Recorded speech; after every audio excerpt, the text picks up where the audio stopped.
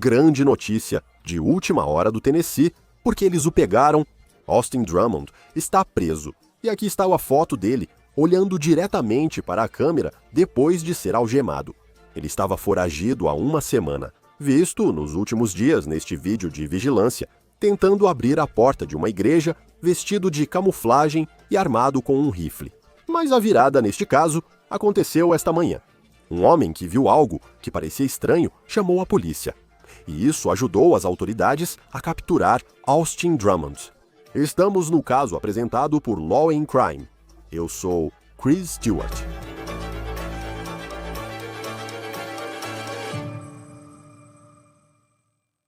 Acabamos de terminar uma coletiva de imprensa com membros da aplicação da lei no Tennessee. Temos alguns novos detalhes chegando sobre a prisão de Austin Drummond e como tudo aconteceu. Além disso, pela primeira vez, a aplicação da lei disse oficialmente qual é a conexão dele com as vítimas do quádruplo homicídio que iniciou essa investigação na caçada há 7 dias. Antes de entrar nisso, quero mostrar a você esta foto. A foto que o Bureau de Investigação do Tennessee divulgou esta manhã de Drummond após sua prisão. Você pode ver que ele parece derrotado depois que a polícia o pegou em uma área arborizada de Jackson, Tennessee, uma comunidade a nordeste de Memphis. Jackson fica a cerca de 1h30 de onde os corpos das vítimas foram encontrados na terça-feira passada. 4 pessoas da mesma família em Lake County, zona rural do Tennessee. Até hoje, sabíamos que Austin Drummond tinha algum tipo de conexão familiar com essas vítimas. E a polícia acabou de dizer que Drummond supostamente matou a mãe e a irmã de sua namorada. A polícia ainda não revelou o motivo da prisão de Drummond, nem o que ele disse, se é que disse algo, após ser detido esta manhã. E vamos detalhar como essa prisão aconteceu. Isso aconteceu apenas algumas horas depois de ser divulgado um vídeo arrepiante mostrando Drummond, que é acusado de matar 4 pessoas, aparentemente pronto para a violência enquanto estava foragido. Este é um vídeo que foi postado ontem à noite pelo Departamento de Polícia de Jackson de uma câmera de vigilância de uma igreja que mostra Drummond na noite de domingo, tentando abrir uma porta na igreja. O vídeo mostra Drummond com uma mochila.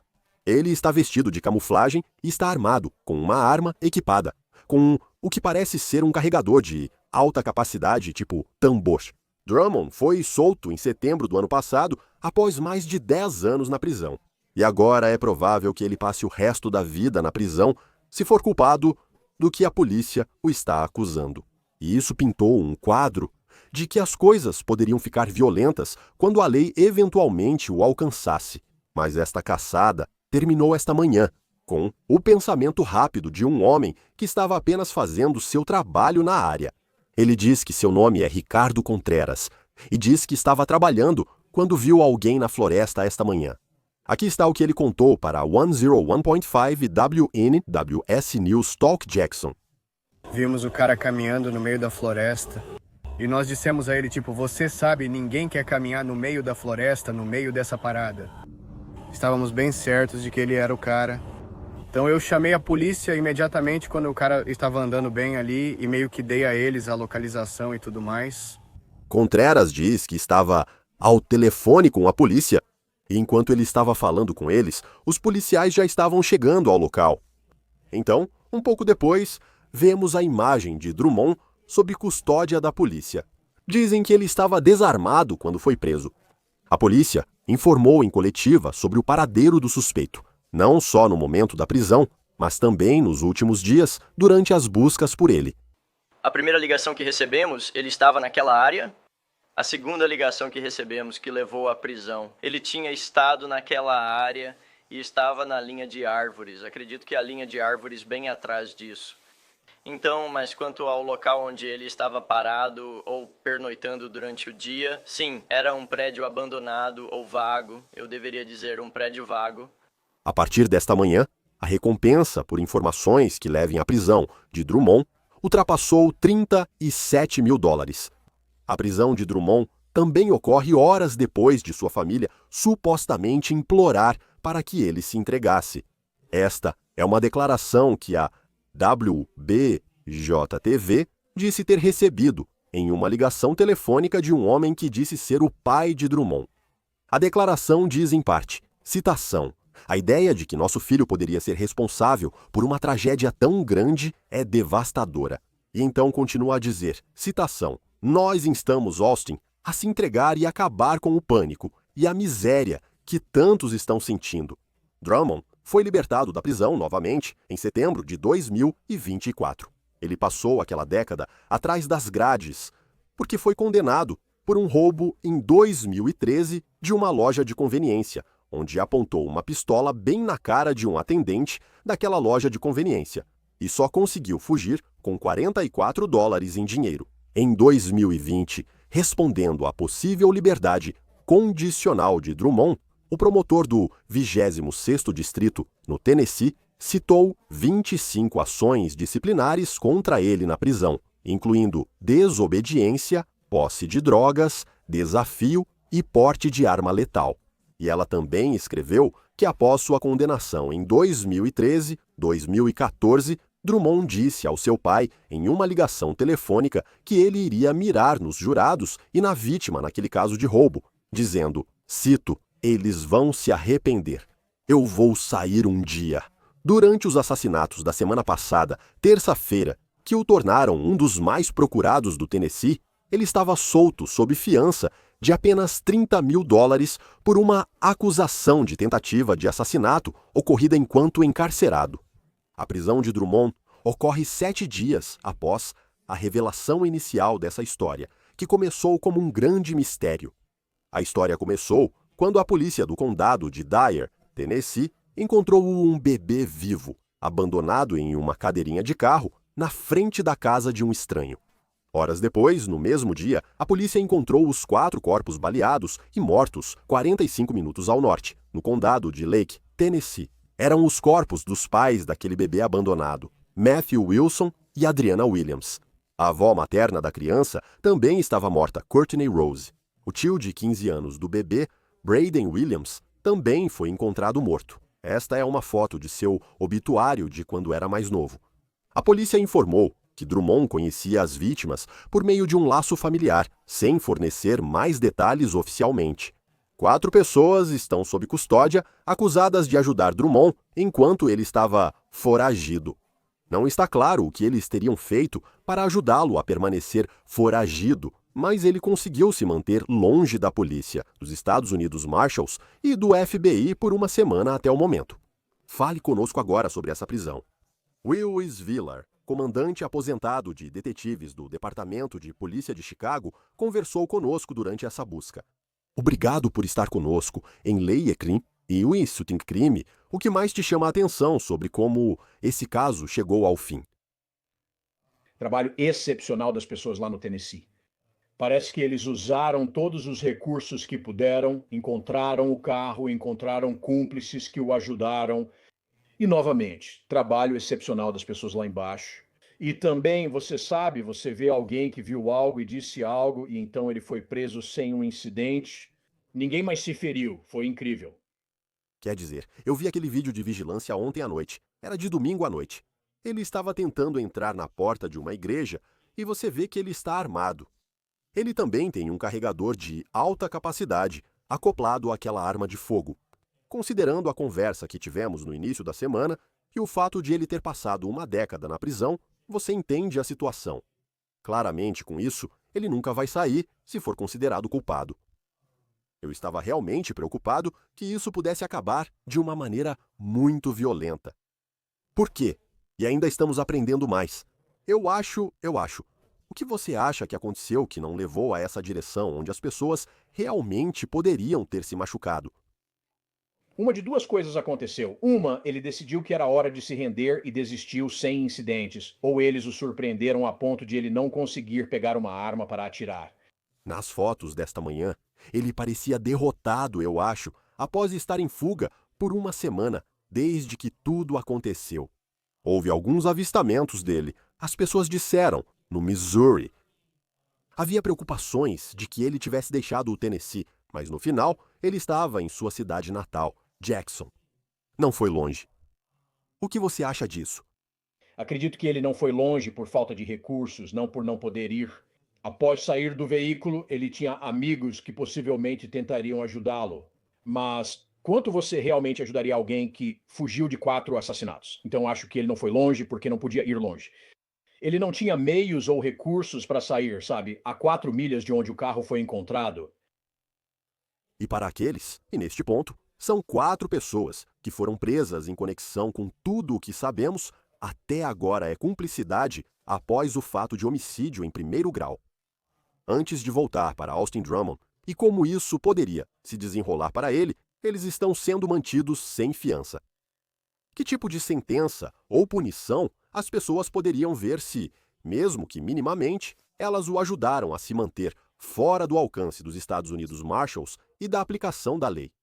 Bem, você precisa provar que eles tinham conhecimento de que ele estava fugindo de um crime. Para acusar alguém de cumplicidade em um assassinato após o fato, é necessário provar que a pessoa tinha conhecimento do assassinato e auxiliou ou incitou o crime. As leis sobre auxílio e incitação podem variar dependendo do estado, como no Tennessee. Quando você começa a acusar de cumplicidade, há um pouco mais nisso. E você precisa provar que eles sabiam que ele cometeu 4 assassinatos. Se não houver fiança para o crime cometido, você provavelmente enfrentará um tempo significativo de prisão. Nós assumimos, e eu digo isso frequentemente, que damos como certo quando se trata de caçadas humanas, quando se trata de investigações como público, apenas acreditando que a polícia vai magicamente encontrar alguém. E eles certamente têm os recursos para isso, considerando todas as agências envolvidas. Mas sabendo que isso aconteceu em uma parte rural do Tennessee, eles conseguiram identificar a pessoa responsável 7 dias depois. O que você... Esse cronograma. Eu acho quão grande foi esse desafio, quão difícil foi essa busca e para terminar dessa maneira. Um enorme desafio. Como você disse, são 7 dias desde o momento do incidente. Eles sabiam quem ele era e conseguiram mandados de busca em até 48 horas após o incidente, como discutimos antes. Ele poderia estar em qualquer lugar. Mas o problema que ele encontrou foi que é impossível se perder quando você está quebrado. Se você não tem recursos ou para onde ir, você tem que ir para o que você conhece. E esse é o bairro em que ele morava. E a polícia, obviamente, fez um trabalho fantástico ao rastrear seus movimentos, sabe, a partir do veículo e provavelmente com um pouco de cooperação dos acessórios e vídeo, como o vídeo de vigilância que assistimos dele tentando entrar naquela igreja. Agora você pode saturar uma área, agora você pode fazer algumas buscas infravermelhas, você pode colocar alguns cães para procurar. Mas no final das contas, você teve um cidadão que ajudou a trazê-lo. Você está surpreso? Então ele foi avistado. Foi este empreiteiro que estava trabalhando. E, felizmente, essa pessoa fez a coisa certa. E o alerta vermelho foi acionado onde a cidade estava em lockdown. E você vê alguém caminhando pela floresta. E é meio bizarro ir para uma caminhada considerando tudo o que está acontecendo. Então ele chama a polícia. Mas para esse cara que está em fuga, ele sabe que todos estão atrás dele. O que se destaca para você que ele estava em plena luz do dia, caminhando pela floresta. Desespero. Sabe, quem sabe, quando foi a última vez que ele comeu? Quando foi a última vez que ele dormiu? O desespero provavelmente está se instalando agora. E pelos vídeos dele ou as fotos quando ele foi preso, como você disse, né, ele parece derrotado. Ele parece exausto e derrotado, então pode ser desespero. Você teve uma longa e bem-sucedida carreira no Departamento de Polícia de Chicago, cidade que enfrentou violência de gangues. É meio surpreendente quando se descobriu que ele era um membro dos Vice Lords. Já mencionei isso antes, mas você conhece os Vice Lords do seu trabalho. Quem são eles? E o que isso diz sobre Austin Drummond, que supostamente fazia parte dessa gangue? Vice Lords é uma gangue que começou em Chicago, na verdade, no lado oeste de Chicago. Quero dizer, Willie Lloyd começou os Vice Lords anos atrás. Os Vice Lords estão na rua. Quando você entra no sistema prisional de Illinois, você fica sob as bandeiras de pessoas ou gente. Existem 2 facções dessas gangues. Vice Lords são pessoas. Eles seguem a estrela de 5 pontos como discípulos gangster. Eles seriam gente sob a estrela de 6 pontos. Agora, meu único pensamento sobre isso é que ele adotou o apelido de Vice Lord na prisão, porque não existem Vice Lords caucasianos que eu conheço em Chicago que não tenham recebido esse apelido quando estavam na prisão. Isso me chamou a atenção. Existem partes interessantes de sua história que continuamos a investigar. Ele era originalmente de New England, Providence, Rhode Island, se muda para Jackson, Tennessee, Meio que um peixe fora d'água lá. Mas então quando você conhece os Vice Lords, então você vê que ele é meio que esse cara branco. Quer dizer, ele é um cara branco, não meio que. E ele está na prisão. Que tipo de rede eles teriam? Quer dizer, não sabemos muito sobre as 4 pessoas até agora que foram ajudadas. Mas uma vez que alguém sai da prisão e pode ser um membro da gangue na prisão, que tipo de peso isso carrega nas ruas, em um lugar como Tennessee? Depende do que ele decide fazer quando sai. Agora, poderiam usá-lo como mula de drogas. Eles poderiam usá-lo para fazer pequenos roubos, coisas assim. Ao sair da prisão, você basicamente precisa de proteção se estiver sozinho. E você fica sob essa bandeira na prisão, obedecendo às ordens enquanto está lá para proteção. Quando você sai, isso geralmente desaparece, a menos que tenha contatos úteis para os senhores do vício na rua. Ah, há 3 partes nesta história, eu acho, que são uma, a busca, e agora isso acabou, o que é uma boa notícia. Há a investigação sobre os 4 assassinatos, bem como o abandono daquela criança em Dyer County, Tennessee. Além disso, Austin Drummond estava nas ruas, porque também enfrenta atualmente uma acusação de tentativa de assassinato por algo ocorrido enquanto estava na prisão. Ele foi libertado em setembro do ano passado e foi solto sob fiança de $30.000, o que parece muito baixo para uma acusação de tentativa de assassinato. Mas como o sistema normalmente funciona, se é algo que aconteceu na prisão, em vez de uma acusação de tentativa de assassinato nas ruas. Então, muitas vezes o que acontece é que, se você tem uma jurisdição diferente, digamos que ele estava em Illinois e tinha um mandado em Tennessee. Se ele terminasse seu tempo em Illinois, geralmente pessoas em Tennessee seriam notificadas de sua libertação e viriam prendê-lo ou extraditá-lo de volta para Tennessee para enfrentar as acusações. Eu não entendo como puderam conceder fiança a ele por tentativa de assassinato, sendo que ele estava sendo solto da prisão e já tinha antecedentes. Isso me parece um pouco estranho. É que só, normalmente, em casos de jurisdição diferente, notificamos a jurisdição responsável e eles vêm buscar o indivíduo. Eu sei que estou colocando você em uma situação difícil com outra pergunta, mas havia uma parte da nossa história de ontem que eu queria perguntar. Ele tem fotos no Facebook postadas da prisão em 2023, período em que cumpria a pena no que deveria ser uma prisão de segurança máxima. Então não só ele está postando no Facebook, ele tem álcool, uma vodka Ciroc, e então ele está comendo pizza da Hunt Brothers, e então ele está jogando videogames e tem celulares. Eu acho, em primeiro lugar, você tem permissão para ter, e eu sei que você não é um ex-agente penitenciário, mas isso pareceu muito para ter enquanto cumpre pena por um assalto à mão armada. Acredito que você possa ter uma televisão e um rádio. Não acho que você possa ter nenhuma das outras coisas. Eu te asseguro, você não pode ter álcool. Isso é certo. E você não pode ter celulares. Mas as coisas entram na prisão de várias maneiras diferentes, por cima do muro, através de funcionários corruptos, oficiais de correção, de várias maneiras. É quase impossível manter todo o contrabando fora das prisões, mas isso é obviamente algo que foi trazido de fora. Você não vai fornecer nada além de uma televisão. Certo. E apenas quando olhei para isso, fiquei realmente confuso sobre o que certamente era o álcool, sem dúvida. Você não pode ter isso. Mas até um post-it no Facebook disse muito sobre Austin Drummond. Ele está agora no sistema de justiça criminal. Ele será acusado de 4 assassinatos, bem como desta acusação de abandono também. Se ele fosse alguém que você está prestes a interrogar e tudo isso aconteceu, a busca, mas você pegou seu cara, como seria essa conversa, supondo que ele não peça um advogado, o que ele muito bem pode fazer?